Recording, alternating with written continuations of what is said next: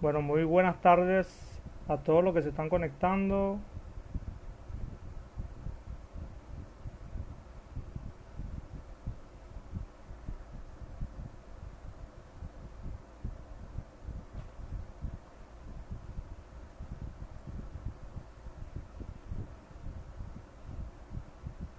Bueno, hoy estaremos con la fotoreportera chilena Nicole Cran, compañera muy reconocida, que está entre las 50 fotoreporteras más destacadas, fotógrafas más destacadas de nuestro continente.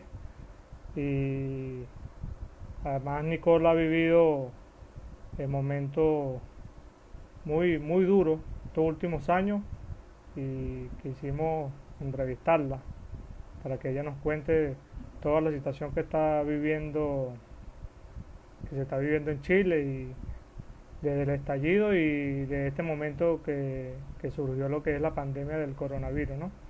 Hace un par de meses.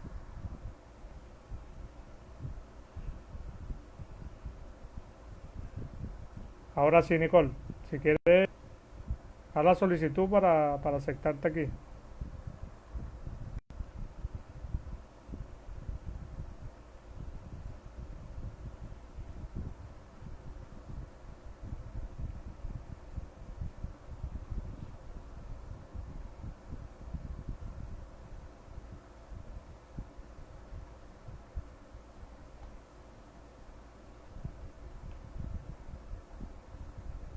Wilmer, Blanco, Nicolás, saludos a todas las personas que se están sumando. Tía Mirta, Soto 15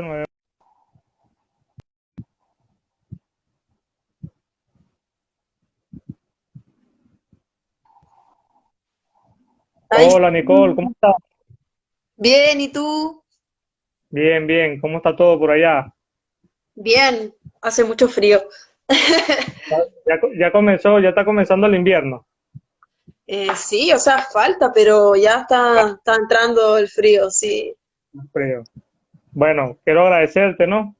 A todos los compañeros que nos sintonizan por esta vía y por las otras redes sociales. Eh, Estamos con la compañera fotoperiodista Nicole Cran, muy reconocida en nuestro país y en nuestro continente. Eh, la compañera Nicole Cran está, una revista la nominó entre la más destacada, las 50 fotógrafas más destacadas del continente, ¿no? Y para nosotros, bueno, es un orgullo poder tenerte aquí con nosotros para hablar de la situación que se está viviendo en Chile, de la situación que está sucediendo, bueno, de hace 6 meses, más de 6 meses se está viviendo en Chile y para nosotros, bueno, es importante que tú nos expliques la situación que se está viviendo allá en estos momentos en Chile. Gracias, Nicole, nuevamente. Genial, genial, gracias por esta instancia. Me parece que se ha abierto como un mundo nuevo en el tema de las comunicaciones, esto de hacer en vivo, ha sido súper nutritivo en ese sentido de poder compartir y hablar. No sé por dónde partir. Yo creo que me ayudes, porque son muchas cosas. O sea, si hablamos Vamos de a, un estilo social, sí, vamos a iniciar desde de hace 6 meses donde inicia el estallido social, que es lo claro, que estremeció a Chile en ese momento, ¿no? Y actualmente también. sí, bueno, fue algo súper bonito cuando comenzó, o sea, algo que nunca esperáis vivir, porque era una revolución. Entonces, era muy emocionante. Recuerdo los primeros días cuando los estudiantes empezaron a evadir el metro. Y eso me quedó muy grabado. Yo empecé el 17 de octubre a hacer la cobertura de los estudiantes en el metro. Y no era lo mismo que otras coberturas, o sea, habían protestas, pero era como la gota que rebalsa el vaso, como que así lo sentimos, como que sabíamos que iba a venir algo muy importante. Entonces, en ese momento, recuerdo que fue el 17 de octubre, saliendo a hacer clase a chicos del Sename, y ahí dije, ya, esto tiene que ser una película. Como que empecé, de inmediatamente me fijé que era algo como grande. Entonces, en eso que voy a ver al metro qué está pasando, comienzo a grabar y a fotografiar. Entonces empecé a hacer las dos cosas, fotografiar y grabar. Y también fue súper fuerte y duro porque fue muy violento. Inmediatamente, el mismo día, que empezó a quemar toda la media, había un incendio en Enel, y yo fui. Y recuerdo que caían como las bolas de fuego, yo estaba grabando en vivo, y ese mismo día yo andaba con mi primo y le llegó un balín. Y fue como, ¿qué es esto? Porque era como el primer balín que veíamos, nunca habíamos como visto esas cosas, entonces fue como raro, como, ¿qué está pasando? Inmediatamente nos empezaron a disparar al cuerpo, el primer día del estallido social. O sea, la brutalidad ya a flor de piel, y era muy alarmante y era muy como incertidumbre de qué hacemos, o sea, qué hago con un herido de balín, dónde lo llevo, cómo se lo saco, era muy raro, todo nuevo. Entonces, me acuerdo que no había auto, no había locomoción, no había nada para irse a la casa, caminamos como una hora y le pedimos ayudas como a unos bomberos para que pudiéramos sanar esa herida, sacar la sangre y todo el tema. Pero empezó de forma emocionante, pero inmediatamente pasó a la brutalidad y a la violencia por parte de agentes del Estado, de Carabineros de Chile. Sí, que son los que se han encargado de reprimir todas estas manifestaciones, ¿no? Desde hace muchísimo tiempo, desde la dictadura. Y bueno, Nicole, bueno, eso fue una sorpresa para nosotros también acá en Venezuela, porque nosotros no nos esperamos que el pueblo chileno se levantara así de esa manera, ¿no? Fue una manera, mira, de verdad muy admirable.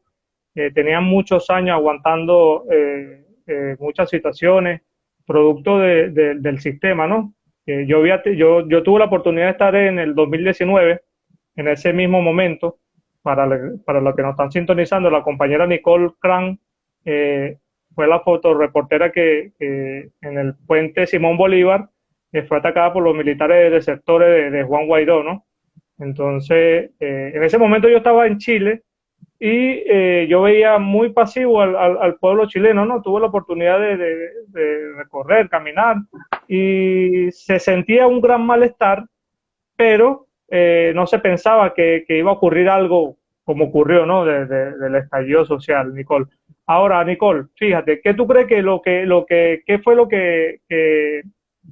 el punto de ebullición de esta situación? Que Piñera, el sistema económico, el sistema político, ¿qué fue lo que, lo que logró que el pueblo chileno Bueno, se levantara? sí, bueno, fue un detonante que nosotros hemos como analizado. Bueno, ya la salud estaba mala, la educación estaba mala, esto venía hace muchos años, o sea, de siempre, nunca de la transición a la democracia, o sea, nunca realmente salimos de esa como dictadura, no sé, para mí fue una falsa democracia. Y esto de no lo veíamos venir, que decía el gobierno, era totalmente falso. O sea, la gente se estaba organizando desde hace mucho tiempo. O sea, la mayoría de los jóvenes que estaban ahora en la calle les tocó vivir el 2006, la revolución pingüina, el 2011, la revolución universitaria, y ahora era el estallido social. O sea, como que veníamos ahí marcando ciertos puntos históricos de estallidos sociales y ya no estábamos durmiendo, o sea, estábamos despiertos hace rato.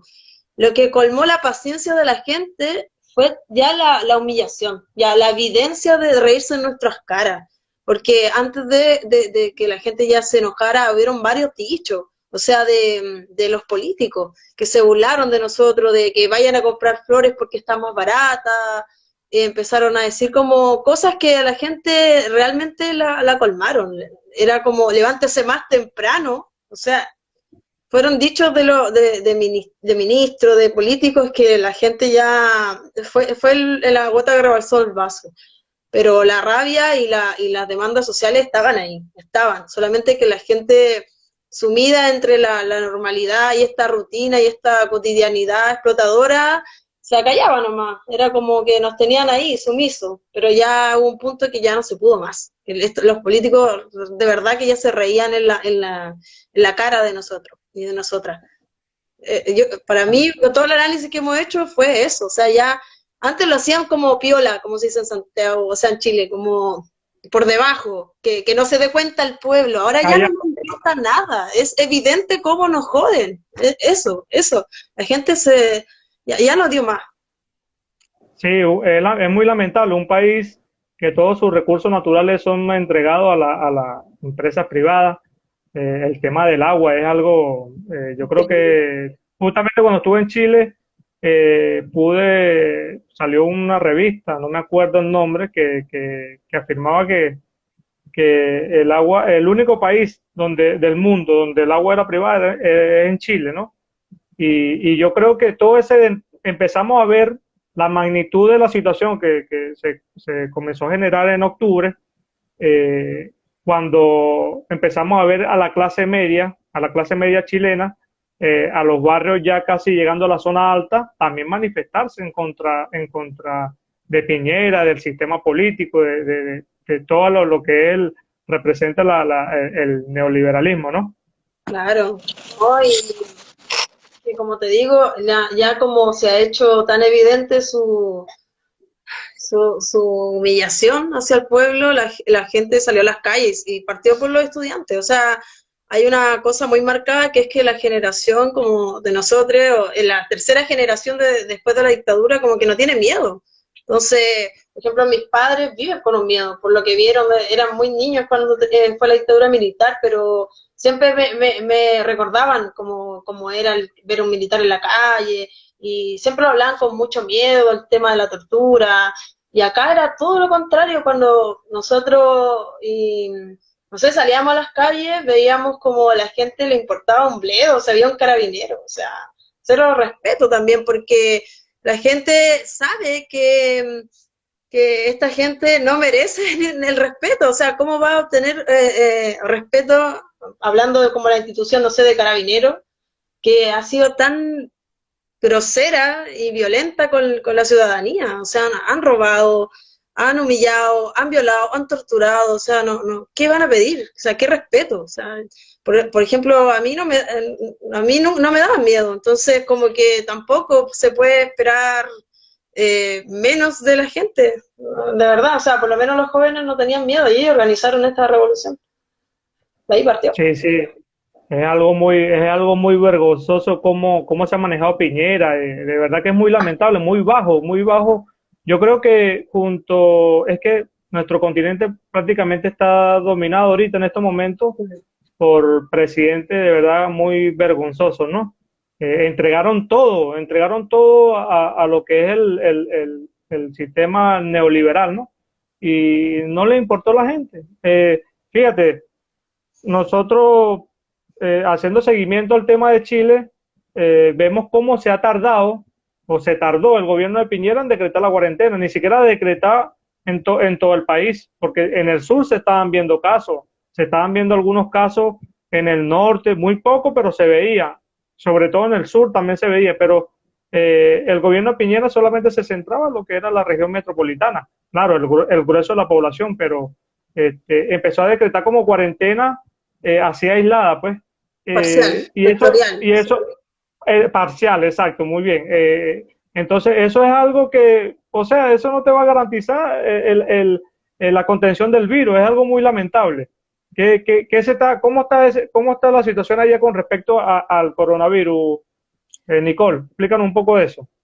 Es que ha sido horrible, o sea, el tema de la curva epidemiológica y todo el tema de aplanar la curva ha sido un chiste, o sea, el gobierno ha privilegiado totalmente la economía por sobre la vida, partiendo por eso, o sea, el obrero sigue trabajando y los únicos que tuvieron cuarentena inicialmente fueron los donde se concentraba el 90% de los contagiados, que eran personas de Barrio Alto que venían de Europa, que venían de Asia, era el Barrio Alto, Vitacura, Las Condes, Lo Barnechea. Entonces, ¿de qué estamos hablando? Solamente a ellos se les dio cuarentena, siendo que a gritos se pedían comunas periféricas que por favor se decretara cuarentena total, porque sabíamos que la mayoría de esta gente de comunas periféricas trabaja en el sector alto. Entonces era algo que se veía venir. Por ejemplo, en La Pintana, en San Ramón, se sabía que habían 2 casos y si no se aislaba o no se determinaba una cuarentena total, se iba a propagar. Y así con todas las comunas, y aún así no nos escucharon, no dieron cuarentenas, tampoco entregaron implementos como de higiene, o sea, entregar mascarillas, no, ni siquiera enseñaron a usar la mascarilla, la gente no tenía idea porque no tiene una cultura de virus, o sea, no es como en Asia que ya han tenido el SARS, que han tenido varias cosas, otros coronavirus. Acá nunca había pasado esto de las mascarillas. Entonces veías a la gente totalmente desinformada, no tenía idea qué pasaba, y encima el gobierno ocultando y modificando cifras de muertos, porque probablemente, yo igual estoy trabajando en algunos hospitales haciendo registro y lo que más se especula es que no son los muertos que dicen.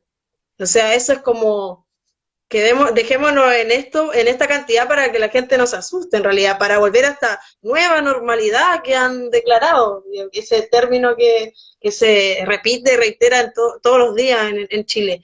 ¿Y qué pasa? Que la gente, como hay poca mortalidad, dice, ah, ya, entonces este virus no es peligroso, es como que lo asume, y la gente sale más a la calle y, no sé, hay un actuar muy criminal, totalmente. O sea, lo que esperamos es que, imagínate, hay más de 31.000 contagiados. O sea, eso no se veía venir. O sea, supuestamente hay 335 muertos, pero yo creo que son muchos más. Y la gente ya comenzó a vivirse ese proceso de que la gente muere en sus casas y que están un día en la casa, 2 días y que nadie sabe, que no los van a retirar los cuerpos. Entonces, como que un poco hay miedo, pero no sé, el gobierno no está mostrando lo que realmente está pasando y tampoco está aportando porque el gobierno lo que dice es como quédense en cuarentena, quédense en la casa, pero no hay medidas para que la gente pueda hacer una cuarentena, o sea, la gente si no sale y no trabaja, no come. No come, hay una precarización de la vida tremenda, hay una desigualdad que se ha evidenciado totalmente. Totalmente, o sea, este virus vino a reafirmar todas las demandas sociales por las cuales estábamos luchando. Sí, ya se empieza a escuchar toda esa información que tú nos estás dando, el tema del maquillaje de la cifra, lo pudimos notar en Ecuador, muy lamentable, cifra muy lamentable, y bueno, ya Chile prácticamente en términos de contagiados lo está alcanzando a Ecuador, que era el país proporcionalmente, de acuerdo al porcentaje de la población, era el que tenía más casos, ¿no? Claro. Sacando a Brasil, que es el país más grande de la región, pero obviamente tiene mayor caso, pero es el país más grande de la región, ¿no? Entonces ya Chile empezó esta última semana que pasó, hubieron 11.000 contagiados. Es una cifra muy elevada, muy elevada. Entonces, el gobierno de Piñera, pudimos notar que, bueno, llegó un avión que no se sabe la procedencia de ventiladores mecánicos, pero eso no garantiza, eso no son políticas que garantice el combate del virus, ¿no? En este momento, Nicole, ¿cómo está la situación? ¿Cómo se está manejando la situación política ya de acuerdo a que los alcaldes, un grupo de alcaldes se reunieron y decretaron cuarentena, ¿verdad? ¿Cuál es el papel del gobierno en este momento? ¿Qué está haciendo el gobierno en estos momentos? Sabiendo que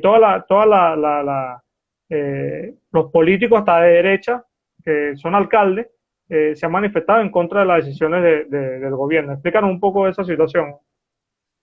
Bueno, como te decía, la prensa también hegemónica ha jugado un rol bastante encubridor, por decirlo así. Si bien los alcaldes decretan o quieren cuarentena total, el gobierno se ha encargado de desmentir a la prensa o minorizar estas falencias.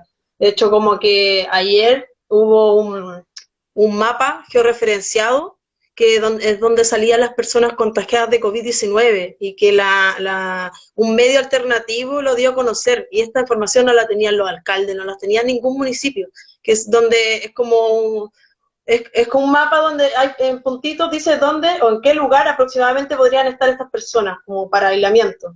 Y Mañalich anunció al tiro acciones legales, o sea, se va a querellar contra el medio, y los alcaldes estaban súper enojados porque ellos necesitan esa información para poder también aportar, ayudar en la limpieza, para que no se siga propagando el virus. Entonces hay un tema de información ahí que no se maneja bien. También, bueno, ¿para qué hablar de Mañalich? Que no sé ya ni cómo llamarlo. Es humillante que siga siendo ministro de Salud después de la labor, del desempeño que tuvo en el estallido social, donde justificó plenamente los crímenes de lesa humanidad, recordando que dijo que las lesiones oculares eran un caso aislado. Este tipo ni siquiera, de hecho, fue expulsado del colegio médico en el 2015 por falta de la ética, y es ministro de Salud actualmente, aún. Y por el tema de los ventiladores también es un chiste. O sea, primero dijo en marzo que iban a llegar 1000 ventiladores. Después dijo que eran 500. Después habló el embajador de China, el Chubú, y dijo que ni siquiera sabía de ese trato. O sea, que es que de verdad ya... ¿Y para qué hablar del dicho del cuando el virus se vuelva buena persona? No sé si lo escuchaste tú. O sea, Sí, muy eso bien. Eso te iba a eso lo íbamos a hablar ahorita, pero ya, bueno, y lo tocaste, ¿no? Ese es muy, ese famoso dicho, estos ministros, de verdad que es una situación muy reprochable, muy detestable, no sé cómo llamarlo, ¿no? Y más aún cuando el video ese que empezó a circular ayer, donde él se lanzaba un discurso ególatra, por ser el ministro que tenía más tiempo en la democracia, el que tú por ahí colocaste, ¿no? lo comentó. Un video, un video, mira, de verdad que es una vergüenza. Nicole, bueno, estamos aquí con la compañera Nicole Cran, directamente desde Chile, Santiago de Chile. Por acá no tenemos varios mensajes, ¿no? Aquí tenemos el compañero Rodrigo Casanova. Arriba el pueblo venezolano, sigan resistiendo la ofensiva derechista y del imperio. Por aquí tenemos más mensajes, tenemos a Rodrigo, buen resumen de los antecedentes del estallido de la revuelta, Nicole. Por acá tenemos más. ¿Quién gatilló esta movilización? Fueron los estudiantes. Sí. Perfecto. Tenemos aquí la compañera Puma Rosada. Nico, un gran abrazo desde la Perra Negra Colectiva. Para ti, todo tu fuego. Bellas. Saludos, te mandan, Nicole. Aquí tenemos más mensajes. Y ahora con todos los casos que hay, están mandando a trabajar a lo del sector público. Explícanos un poco de eso, Nicole. Tengo entendido que tu papá está Sí. trabajando en una empresa de telecomunicaciones, ¿no? Pude ver ahí un documental que hiciste. Explícanos un poco de esa situación. Sí, el tema es que pasa que es el tema de cuando la cuarentena se convierte en un privilegio, como te decía antes. O sea, por más que nos digan quédate en la casa, hay gente que no puede dejar de trabajar porque si no, no puede comer. Es un tema de producción. Por ejemplo, mi papá trabaja en telecomunicaciones, se consideró un bien común, como primera necesidad, porque el tema es que están todos en confinamiento, están todos pidiendo TV cable, están todos pidiendo internet, y ha sido terrible porque lo han explotado un montón. ¿Qué pasa con eso? Que aunque mi hermana, que es paciente crónica respiratoria, tenga aislamiento, tenga cuarentena, el hecho de que mi padre salga todos los días a ver a 6, 7 familias, hacerle estas instalaciones, se convierte en un riesgo latente de contraer este virus. O sea, puede ser un portador.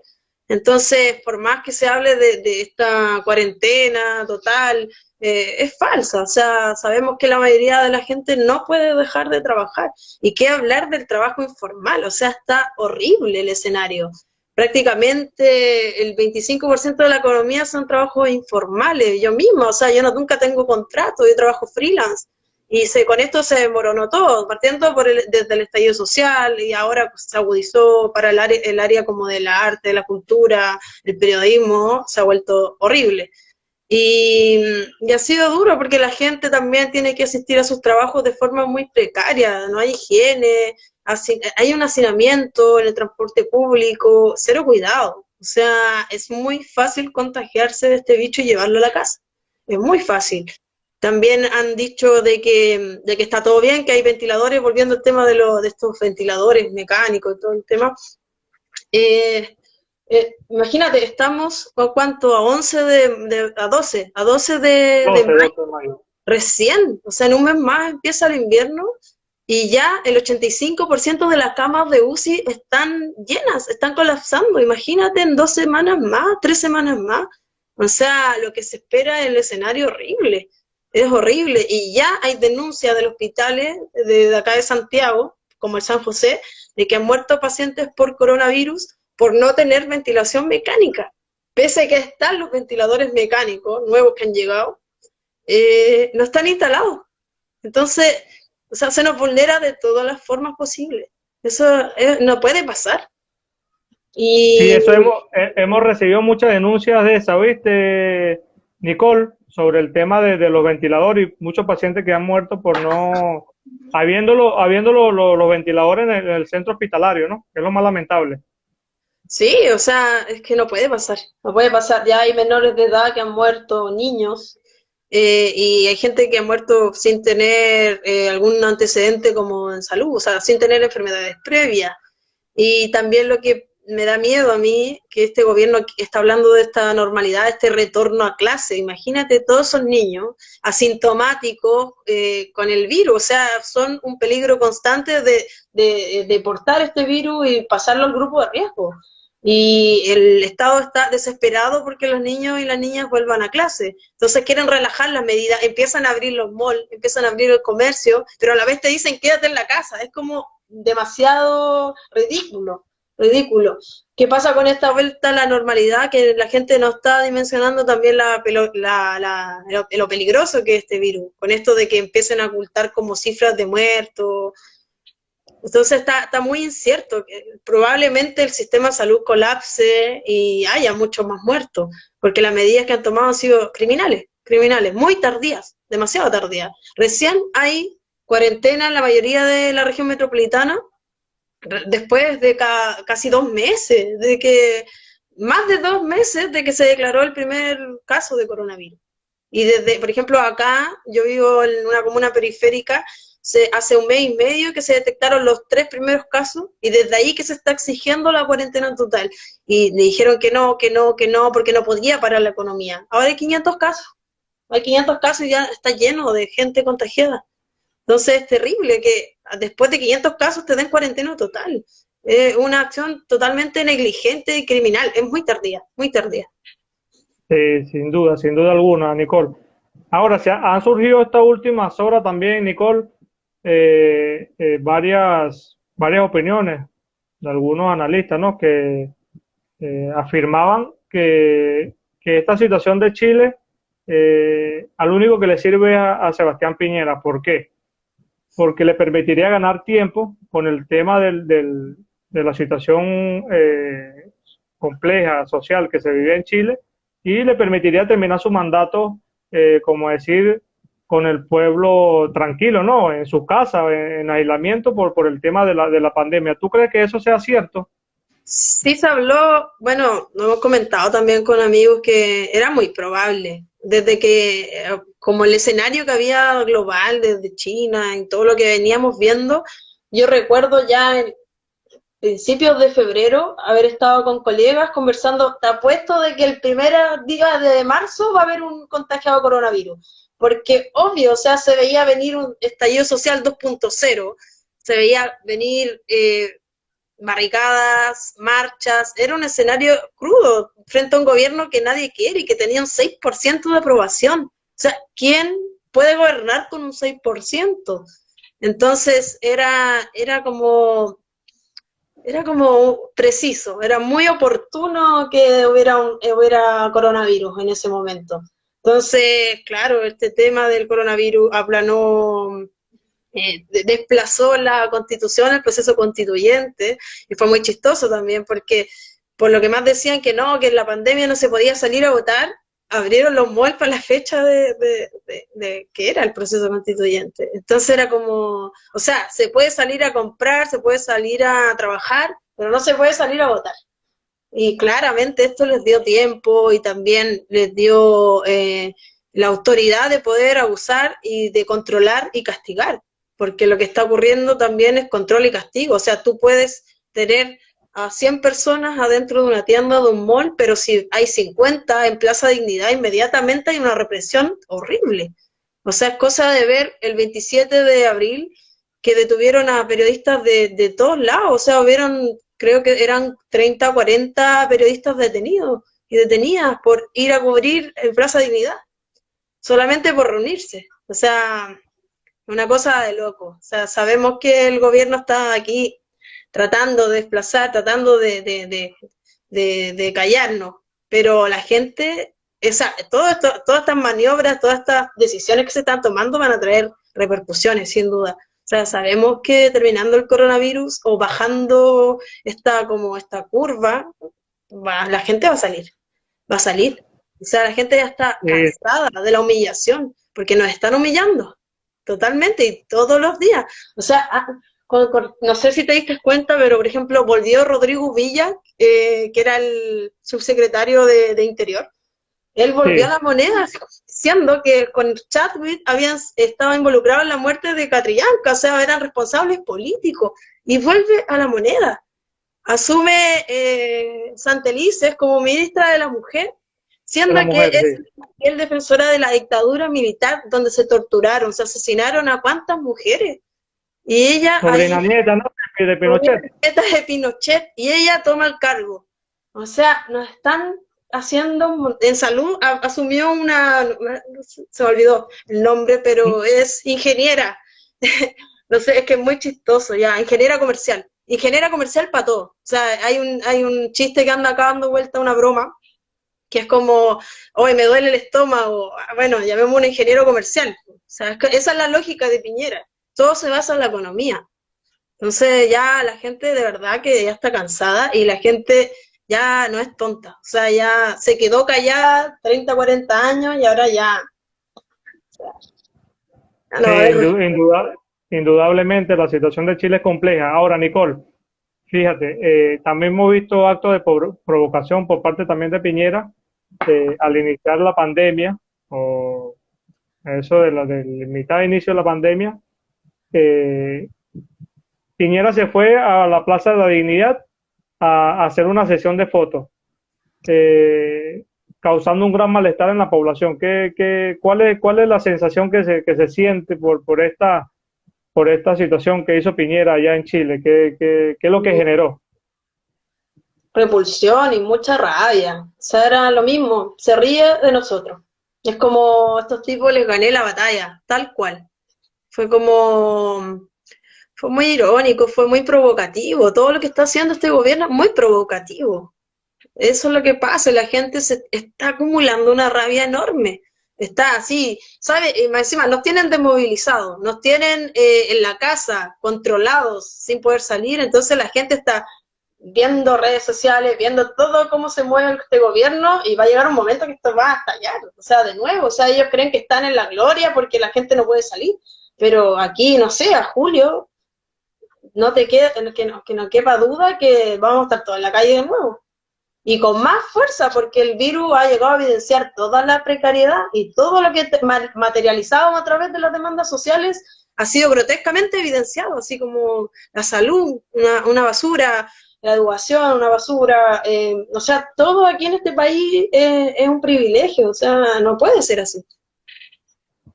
Sí, así es. No, y una contradicción también extrema, ¿no? Vemos a Blumer que, que dice que, bueno, que se está evaluando postergar nuevamente el proceso constituyente que creo que está pautado para octubre, si no me equivoco, ¿verdad? Para Sí, octubre.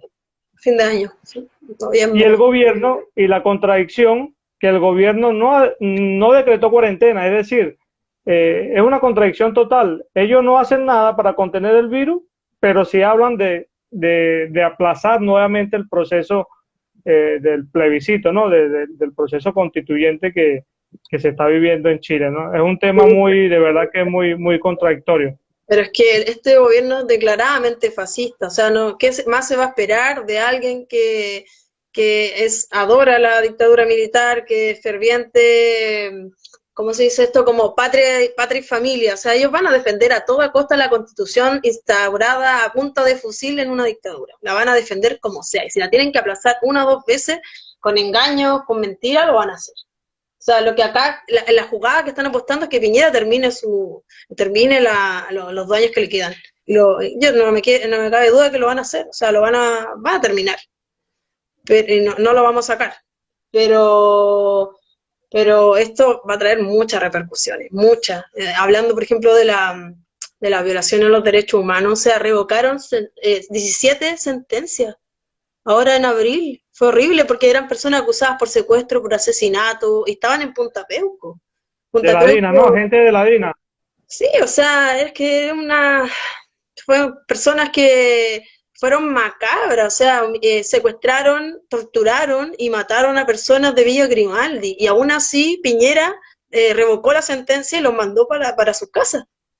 Y no es primera vez, o sea, es algo que totalmente repudiable. O sea, eso está hablando volviendo al estallido social, está dando un antecedente de lo que puede resultar para nosotras y nosotros que resultamos víctimas. Por ejemplo, yo como de trauma ocular.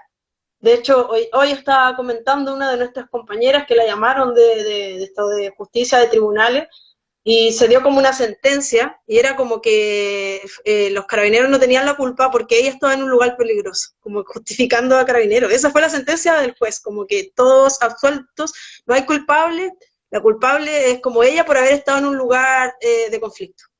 Imagínate, o sea, ¿qué se espera después de ver como este sumario que entregó Carabineros con el caso de Gustavo Gatica, que lo dejaron ciego?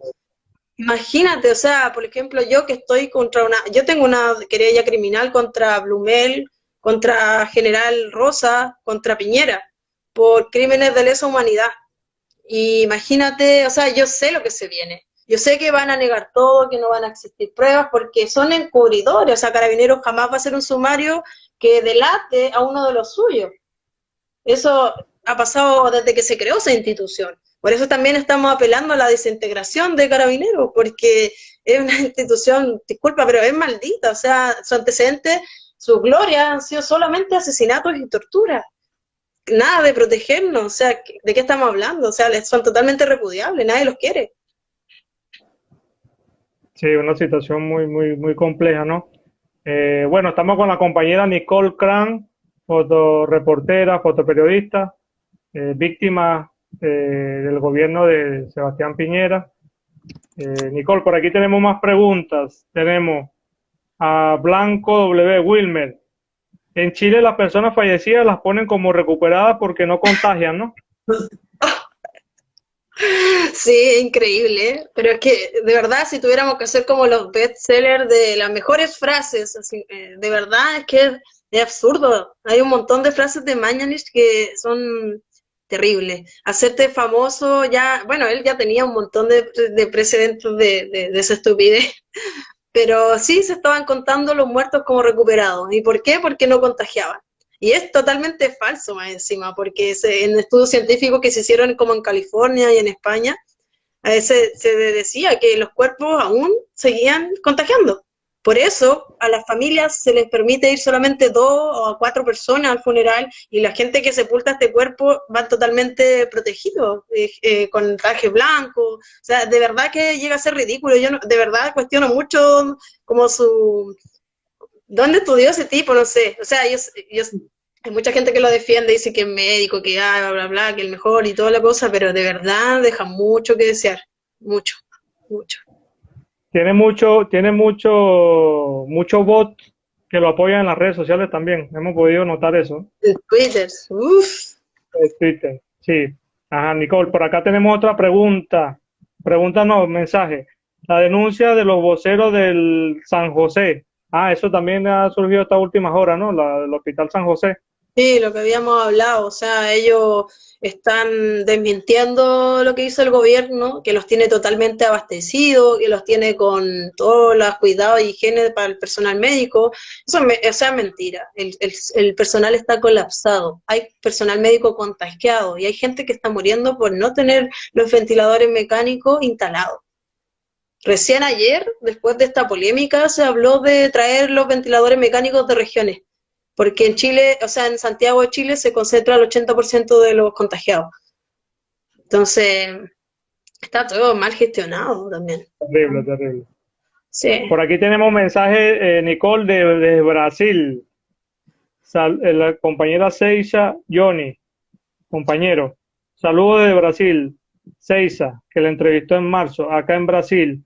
Ya tenemos más de 12.000 muertos, hospitales llenísimos, principalmente en Amazonas, creo que es la Amazonas es Manaus, donde las cosas están tan semejantes como Ecuador. claro. Efectivamente, la situación de Brasil es muy terrible. Yo tuve la oportunidad de compartir ayer con un periodista brasileño y catastrófica también. Por aquí tenemos más mensajes, Nicole. Felicitaciones a la juventud aguerrida, la lucha continúa, el futuro les pertenece. Bendiciones para ustedes desde Venezuela en Resistencia, desde Venezuela.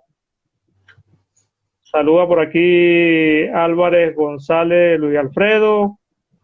Muchos de los papás y mamás de las niñas y niños ya están enfermos. Saludos libertarios, Cindy. En la escuela incrementaría el contagio de los niños y niñas. Claro. Jenny, feliz por Brasil. Tenemos muchos mensajes de Brasil. Qué buena. Bueno, pedimos disculpas a los demás compañeros que han escrito que no hemos podido leerlo. Nicole, ya tú tocabas un tema muy importante que era el tema de las violaciones de los derechos humanos. Tú como víctima, ¿no? Una situación difícil, ¿no? Sí. Vivir una situación de esta. Quiero que nos expliques, antes de tu situación como víctima de violación a los derechos humanos, cómo era todas estas violaciones contra el pueblo chileno, ¿no? Que se veía en las marchas, en las protestas, ¿no? Principalmente contra el gobierno de Sebastián Piñera. Sí, como te comentaba, era muy violento. Siempre fue muy violento y la policía está militarizada acá. Entonces las agresiones eran brutales. Lo más fuerte que recuerdo era haber encontrado los cuerpos quemados de personas en supermercados y que decían que eran saqueadores, que eran saqueadores. Después, conversando con la familia en entrevistas y cosas así, claro, nos decían que en realidad los cuerpos aparecían en esos lugares. O sea, ¿qué pasa? Que estos cuerpos se les encontraron disparos. O sea, los militares y los policías, los carabineros de Chile les dispararon y luego los tiraron a lugares que quemaron. Eso, o sea, no sé, yo jamás me imaginé que en 2019, 2020 iba a ocurrir. O sea, uno lo veía como muy lejano, como de la dictadura de Pinochet, como que eso nunca más iba a pasar. Este típico o sea, este subconsciente que teníamos, el nunca más, era como, fue muy doloroso. Y también muchas violaciones de política sexual a mujeres, a hombres, muchas torturas, y que ya no eran silenciadas, no era como en dictadura que si te desaparecía nadie sabía. O sea, aquí estaba todo televisado, pero no por la televisión hegemónica. Estoy hablando de la medio hegemónico, contrahegemónico, que era la prensa independiente, que estaba todo el tiempo denunciando esto. Y en ese rol entré yo. O sea, si yo estaba cubriendo, de hecho yo me pensaba ir a Venezuela esa fecha que empezó el estallido social y no me fui por todo este revuelo que nunca imaginé que iba a vivir. No sé cómo me iba a ir si estaba quedando así la escoba, por decirlo así. Y, y era como tanto lo que omitían los medios tradicionales, los medios oficiales, que era como, no, yo no me voy a quedar en mi casa, yo tengo que evidenciar y visibilizar lo que está pasando. O sea, fue un rol totalmente de denuncia, el que asumimos muchos. Y muchos que estábamos como solos también, solas y sin agencia. O sea, por decirte, no sé, yo no era de Yeti, no era de Reuters, no era de Fran Press. Estaba como totalmente al alero de lo que se necesitaba saber, de informar a la gente. De hecho, como que llamó mucho la atención que mucha gente me comenzó a seguir para ver realmente lo que pasaba, porque no veía la prensa, no veía la tele oficial. Y, y eso fue muy fuerte, se sentía como también una presión de como estar en todas.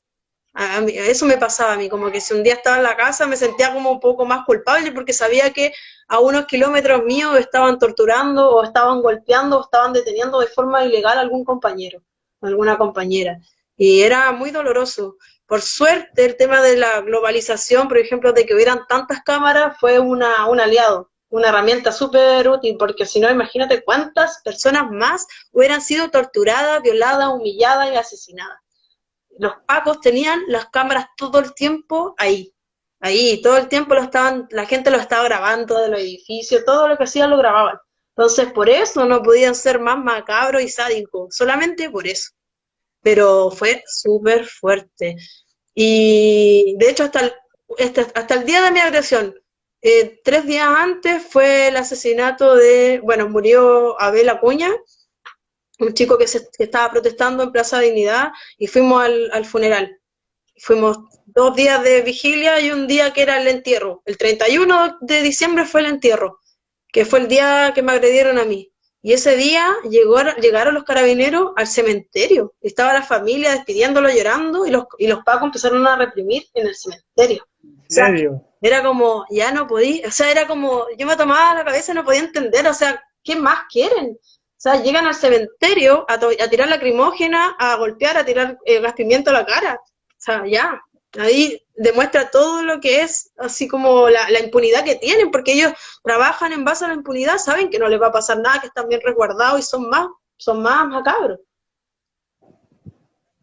Sí, una de verdad que, bueno, nosotros, en lo particular, Nicole, que mi familia, toda mi familia es chilena, el único venezolano soy yo y mi hermano, que por cierto está en Chile. Él, nosotros somos los únicos venezolanos, pero hemos seguido mucho la situación de Chile, ¿no? Y nuestros padres siempre nos hablaban del tema de la contundencia, la deshumanización que existió en Carabineros de Chile. Siempre han sido enemigo número uno del pueblo, ¿no? Y bueno, y ahorita lo estamos viendo en este caso con el gobierno de Piñera, ¿no? Vemos también los casos que tú comentabas de Gustavo Gatica, también la Mimú también, ¿no? Fabiola Eh, Campillay quedó ciega igual. sí, que eso no se supo más nada, pero todos estamos claros que fue un asesinato por parte de estos organismos, y así como ellos, miles que han sido asesinados, han sido torturados.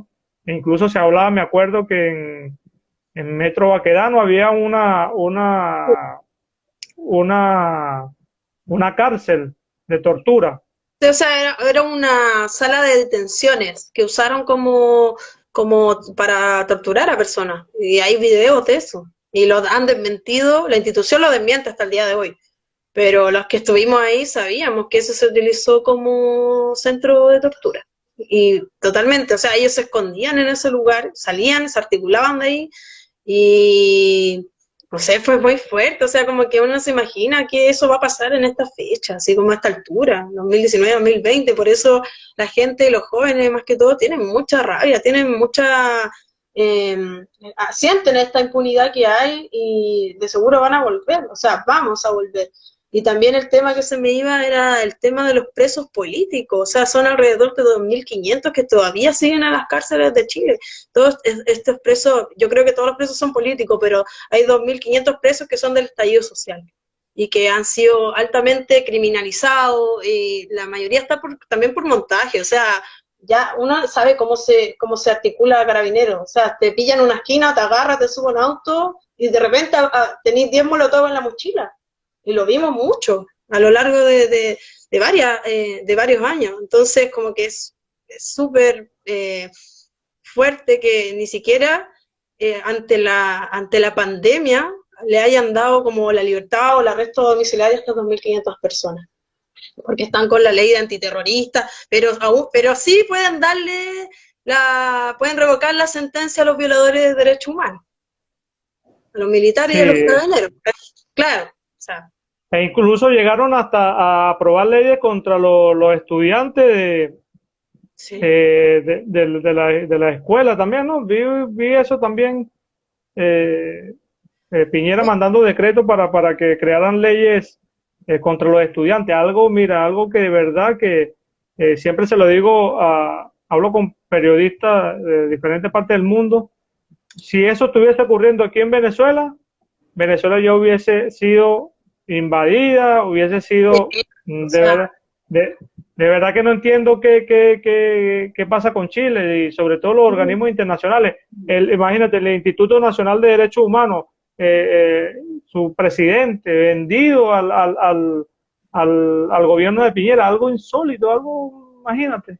no, o sea, yo también trabajé en Venezuela y claramente las cosas que pasan acá, si las hubiera hecho Maduro, increíble, ya estarían en todo el mundo. O sea, acá hay un encubrimiento con la prensa hegemónica y también de los gobiernos fascistas, o sea, los gobiernos de derecha. O sea, Latinoamérica está siendo gobernada casi completamente por ellos. Entonces, obviamente, si lo hace, no sé, por decirlo, Maduro, imagínate, sacara 460 ojos, imagínate el revuelo que tendría, ya estarían los militares en todo Caracas, en todos los lugares. Pero acá es Piñera, o sea, como que todavía lo están cuestionando. De hecho, como decía Mañalich, fueron casos aislados, 460 casos aislados. O sea, ¿de qué me estáis hablando? La repercusión que ha tenido, eso ha sido horrible, imagínate. Obviamente, bueno, para la gente que no sabe, a mí me llegó un balín en el ojo izquierdo el 31 de diciembre y fui atendida de urgencia el 1 de enero, por la noche. Y perdí la visión del ojo izquierdo. Por suerte, como el mal mejor, no perdí el globo ocular, pero sí perdí la visión. Y yo trabajo con la visión. O sea, eso me va a repercutir el resto de mi vida. Toda la vida me va a tener que controlar el ojo.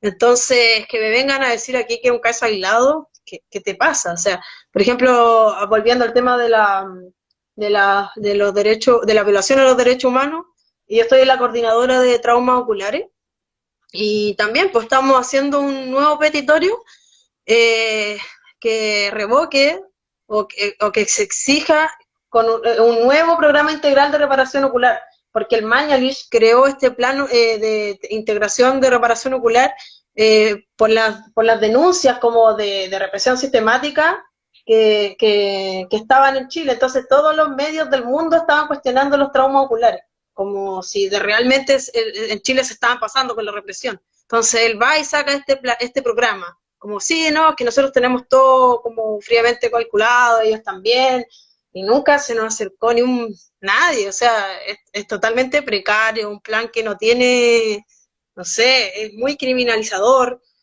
Muchos y muchas hemos sufrido maltrato psicológico en los centros de salud. A mí se me cuestionó si había sido carabinero, nos han dicho así como agradezcan que los estamos tratando. O sea, es un plan totalmente precario y Una estamos situación luchando muy contra él también. Estamos una situación como, muy sí, o sea, horrible, po. Es horrible que más encima se te persiga, porque también con relación a eso hay persecución a las víctimas de trauma ocular, hay juicios que han terminado impunes, que son los primeros que comenzaron como en octubre, por ejemplo, yo hice la querella en marzo, o sea, me van a llevar quizás a fin de año, no se sabe, es muy lento el proceso. Pero claro, hay un encubrimiento de las policías también para entregar las pruebas. Ellos tienen cámaras, pero no han entregado ninguna imagen. Entonces es muy difícil como obtener un juicio justo, porque estamos en desigualdad de condiciones, porque el gobierno está respaldando a los agresores que son sus policías. Entonces, ¿Y no te has planteado llevar un juicio a un organismo internacional, es otro que organismo son, internacional? sí, es que hay protocolos, hay una manera, primero se hace la querella criminal, luego cuando se tipifica el delito hay una demanda civil y luego cuando ya no pasa nada puedes acudir a organismos de derechos humanos. Yo voy a hacer todo, todo. O sea, como que yo sé que van a decir que prácticamente es irónico, pero ellos dicen como que tú te disparaste sola, o tú, no sé, de verdad que Claro, es como no, tú te autodisparaste. ¿Cachai? O como dijeron en el caso de Gustavo Gatica, los mismos manifestantes le tiraron piedras en los ojos. De verdad que dijeron eso en un momento. sí. Eh, Y utilizan los medios para que crean que es cierto, pues, para engañar a la población, pero obviamente la población chilena está clara, pues. claro. Entonces, es complejo porque O sea, esperar justicia en un país así, ya sabéis que cómo va a ser. O sea, yo por lo menos ya estoy como resignada a una espera eterna, muy larga, a varios procesos dolorosos también, en donde me voy a tener que exponer, donde tengo que hablar de lo que me pasó frente, no sé, a carabineros. ¿Cachai? O sea, para mí es horrible, pero estoy dispuesta a hacerlo porque tiene que marcar también un precedente de que en Chile sí se violan los derechos humanos. O sea, no puede quedar así como ya me dejaron ciego a un ojo, pero no pasa nada. No, o sea, tienes que acudir a todas las instancias posibles y eso es lo que vamos a hacer la mayoría de las víctimas de trauma ocular. Por eso nos estamos organizando también. Totalmente, totalmente, Nicole. Fíjate, ese era tenía eso como último punto, porque sé que es complicado para ti, ¿no? Esa situación del 31 de diciembre del 2019. Yo me enteré en el momento que hiciste la publicación, nosotros no sabíamos, ni nos enteramos por la prensa, nada. Y de verdad que fueron momentos muy tristes, pues, porque uno se ve en esa situación. ¿Qué, explícale a la gente, Nicole, hacia dónde te dirigías? ¿Qué hacías tú? Sí, ¿Cómo se sintió? Es decir, ¿cómo fue para ti ese momento tan doloroso, de verdad qué te pasó por tu mente? sí, fue muy raro, o sea, porque estábamos contentas, estaba como con cuatro colegas, periodistas, fotógrafos, íbamos a ir a hacer cobertura a la Plaza Dignidad de la noche de Año Nuevo. Entonces estábamos como cenando, súper felices de como este hecho histórico, porque nunca se había celebrado el Año Nuevo en la Plaza Dignidad. Era como un símbolo también de lucha, este punto neurálgico de las manifestaciones, entonces era como todo muy simbólico. Y, y fue muy injusto, porque solo íbamos caminando. Iba con la cámara y el micrófono colgando aquí adelante, íbamos pasando por el monumento de Carabineros de Chile, que está en la Alameda, en la calle principal del centro, y nada, pues estaban los carabineros escondidos en las palmeras.